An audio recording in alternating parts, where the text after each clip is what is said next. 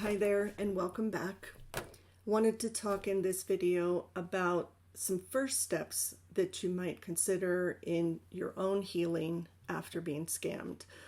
And these are real basic, but also real important. So there's 4 of them. And the first of these 4 is to start changing your thoughts about how stupid you are, because you're not. Right? And I'm in some other videos, there's going to be some information about how this happened, and I think that will help you. But the most important piece of this is to actively start trying to change that thought when it comes up. So when you hear yourself saying that, or you get that feeling of shame that comes up, remind yourself, I'm not a stupid person. This was a mistake. Right? And it was an accident, whatever word fits the situation that happened, and start challenging that idea that you are stupid.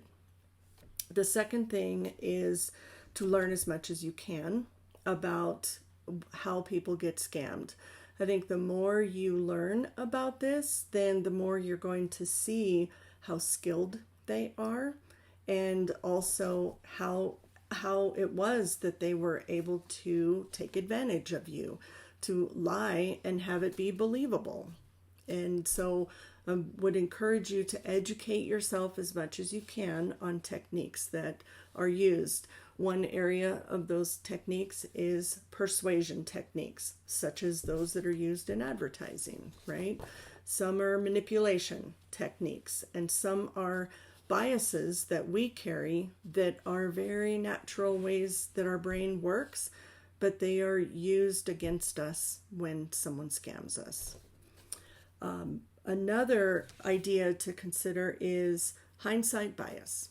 So usually when I talk with someone who has been scammed, then I find an opportunity to point out that there is a bias that's called hindsight bias, and essentially what it means is that we look back, and hindsight's 20/20, right?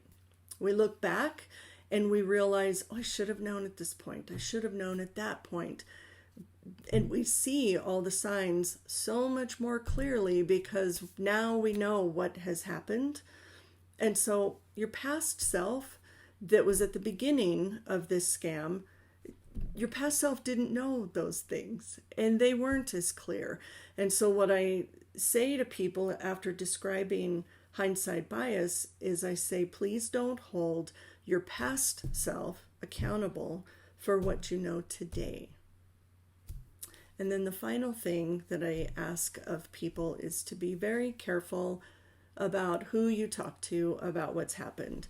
Chances are good that you're already being very secretive about this because of the shame, because of feeling stupid and all that's come with that. If nothing else, the sheer magnitude of the emotion that you're feeling, right? And so you've kept it secret probably, but when you do feel ready to try and talk about what has happened, then I'm going to encourage you to be very careful about who you talk to, because people do tend to judge. And there is a reason for that, which is another way that our brain tends to work. But you want to choose someone who's capable of not judging you, and who's capable of just listening and just, supporting you in that way.